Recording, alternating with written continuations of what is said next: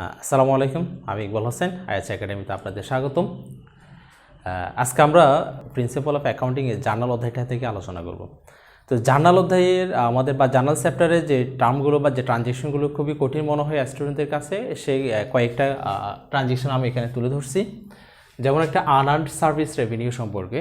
Unearned মানে হচ্ছে অনুপার্জিত, service মানে সেবা, রেভিনিউ মানে আয়। তাহলে অনুপার্জিত সেবা আয়, অনুপার্জিত সেবা আয়। কি বললাম? আনআর্নড মানে হচ্ছে অনুপার্জিত বা অগ্রিম, এখনও আর্ন করা হয় নাই। আর সার্ভিস মানে হচ্ছে কি সেবা, এবং হচ্ছে রেভিনিউ মানে হচ্ছে আয়। তোমরা অবশ্যই শব্দগুলো লিখে ফেলবে। তাহলে আনআর্নড সার্ভিস রেভিনিউ, অনুপার্জিত সেবা আয়। এখন এক্ষেত্রে এই ভিন্ন ভিন্ন নামে এই কথাগুলো বলা থাকে, ভিন্ন ভিন্ন নামে। খেয়াল করো ভিন্ন ভিন্ন নাম কিভাবে বুঝবো? ভিন্ন ভিন্ন নামে যেমন হচ্ছে service revenue received in advance টাকা 2000, এটা হচ্ছে সার্ভিস রেভিনিউ, সেবা আয় গ্রহণ ইন অ্যাডভান্স, অগ্রিম। ইন অ্যাডভান্স মানে কি? অগ্রিম সেবা আয় গ্রহণ। এই যে আমরা বললাম যে অনুপার্জিত, অনুপার্জিত সেবা আয় মানে অগ্রিম আয়। হিসাব বিজ্ঞান কি বলতেছে? হিসাব বিজ্ঞান বলতেছে যদি আমরা সেবা আয় অগ্রিম করি, অর্থাৎ সেবা দিয়ে আমরা যদি হচ্ছে যে সেবা দিই না কিন্তু টাকা নিয়ে নিছি, তাহলে এটা হচ্ছে দায়, এটা লাইবিলিটিস। ওকে, তাহলে service revenue received in advance হচ্ছে যে অগ্রিম সেবা আয় গ্রহণ, কত টাকা?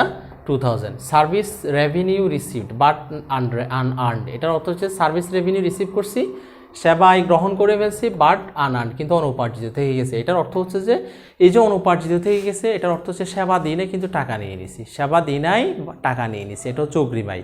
আমরা যতক্ষণ পর্যন্ত সেবা দিতে পারবো না বা দিব না, ততক্ষণ পর্যন্ত সেটা লাইবিলিটিস, মনে রাখবা। এরপরে কি? আউট অফ সার্ভিস রেভিনিউ, সেবা আয় থেকে টাকা 2000 রিসিভ, সেবা আয় থেকে 2000 টাকা গ্রহণ, বাট টু বি পারফর্মেড, কিন্তু পারফর্ম করতে হবে, এটার অর্থ সেবা দিতে হবে ইন দ্য ফলোয়িং মান্থ বা ইয়ার, অর্থাৎ পরবর্তী বছর সেবা দিতে হবে বা পরবর্তী মাসে সেবা দিতে হবে। তার মানে হচ্ছে যে আমরা টাকা নিয়ে নিছি, সেবা দিই নেই, সো এটাও অগ্রিম আয়। এরপরে এভাবেও লেখা থাকতে পারে সার্ভিস রেভিনিউ রিসিভড, অর্থাৎ সেবা আয় গ্রহণ টাকা 2000 এর carried forward to the following year, এটা পরবর্তী বছরে আয় হিসেবে দেখাতে হবে। তো পরবর্তী বছরে যদি আয় হিসেবে দেখায়, এই বছর দেখাতে পারবো না, তার মানে এটাও অগ্রিম আয়। Carried forward to the following year যখন বলবে তখনই সেটাও অগ্রিম আয়।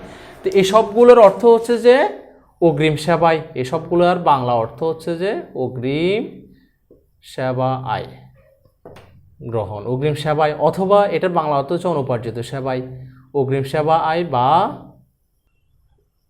সবগুলোর বাংলা অর্থ হচ্ছে অগ্রিম সেবা আয় বা অনুপার্জিত সেবা আয়। তো এখন অনুপার্জিত বা অগ্রিম সেবা আয় যখন গ্রহণ করব, তখন জাবাদাটা করবে কি? এটা জাবাদাটা হবে ক্যাশ ডেবিট, ক্যাশ ডেবিট করে দিবা, আর আনআর্নড সার্ভিস রেভিনিউটা ক্রেডিট করে দিবা, আনআর্নড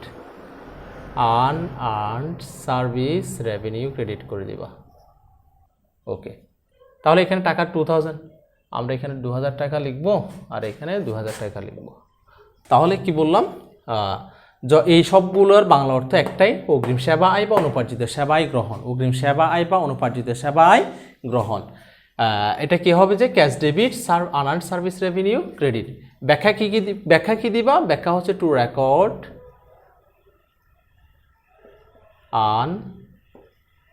আনআর্নড সার্ভিস রেভিনিউ।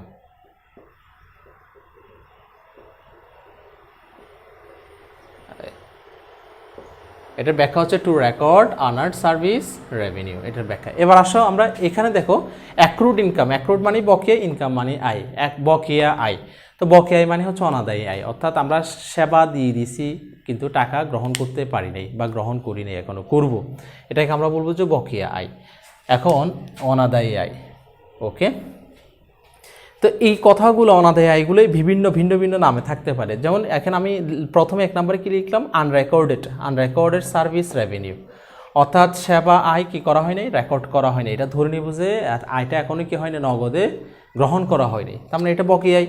এভাবে থাকতে পারে আনবিল সার্ভিস রেভিনিউ, অর্থাৎ বিল করা হয়নি সার্ভিস রেভিনিউ। এখন বিল যখন বলবে বা আনবিল বা বিল যখন বলে মনে কর, নোট রিসিভেবল, নোট পেয়েবল মনে করে, নোট রিসিভেবল। তো এক্ষেত্রে মনে রাখবা বিল রিসিভেবল বা নোট রিসিভেবল সেগুলো না, এখানে ওই স্ট্যাম্প না, স্ট্যাম্পের মাধ্যমে আমরা যে নোট রিসিভেবল হয়, নোটস পেয়েবল হয়, সেগুলো না।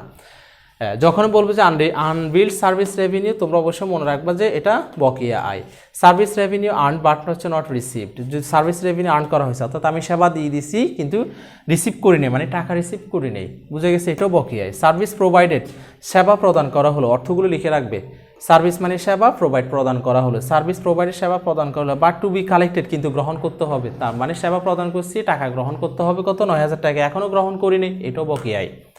সার্ভিস টোটালিং টাকা 9,000 হ্যাভ বিন পারফর্মেড, বলছে যে 9,000 টাকার মোট সেবা প্রদান করা হলো, পারফর্ম মানে এখানে সম্পূর্ণ করা হলো, তো প্রদান করা হলো। The customer has not yet been bill টাকা 9,000, অর্থাৎ কাস্টমারকে এখনও বিল করা হয়নি, মানে এখনও রিসিভ করতে পারিনি এই টাকাটা, তো এটা হচ্ছে যে বকেয়া সেবাই। আরও দেখো service render to the client, অর্থাৎ ক্লায়েন্টকে আমরা কি করলাম, ক্লায়েন্টকে সেবা প্রদান করলাম, সার্ভিস মানে সেবা, রেন্ডার মানে প্রদান করা, service render to the client, ক্লায়েন্টকে সেবা প্রদান করলাম, বাট নট ইয়েট বিন বিল, এখনও বিল করা হয়নি, মানে আমরা টাকাটা রিসিভ করতে পারিনি। কত টাকা 9,000 টাকা, এটাও বকেয়া আয়।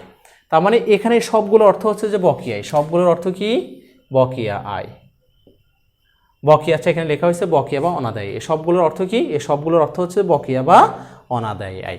তো বকেয়া বা অনাদায়ী আয়, বকেয়া বা অনাদায়ী জার্নালটা তোমরা কিভাবে করবা, অ্যাকাউন্ট আমরা যেমন হচ্ছে বাকিতে বিক্রি করলে কি সৃষ্টি হয় আমাদের, বাকিতে বিক্রি করলে যেমন আমরা অ্যাকাউন্ট রিসিভেবল ডেবিট করতাম, সেল ক্রেডিট করতাম, এক্ষেত্রে বাকিতে সেবা দিছি, এগুলো সব বাকিতে সেবা দেওয়া হয়েছে, টাকা রিসিভ করিনি, তাহলে কি হবে অ্যাকাউন্ট রিসিভেবল ডেবিট করে দিব, অ্যাকাউন্ট রিসিভেবল ডেবিট করে দিব, আর এখানে সার্ভিস রেভিনিউ ক্রেডিট করব। আমরা তো বললাম ক্রেডিট অ্যাকাউন্টটা আমরা অবশ্যই একটু ডান দিকে সরিয়ে লিখবো, সার্ভিস রেভিনিউ ক্রেডিট। এখন কত টাকা 9,000 টাকা, এখানে একটা এক্সাম্পল হিসেবে লিখলাম, আর কিছু না। এটার ব্যাখ্যা লিখবা কি, টু রেকর্ড সার্ভিস রেভিনিউ। তাহলে এই টার্মগুলো অবশ্যই তোমরা কি করবে, ট্রানজ্যাকশনগুলো সবগুলো নোট করে রাখবা এবং আলাদা মনে রাখার চেষ্টা করবা, কারণ হচ্ছে পরীক্ষাতে এগুলো বেশি মিস্টেক করে স্টুডেন্টরা। আশা করি বুঝতে পারছো। এরপর না বুঝলে অবশ্যই কমেন্ট সেকশনে গিয়ে জানাবে। আজকে এই পর্যন্ত, দেখা হবে অন্য কোনো ক্লাসে।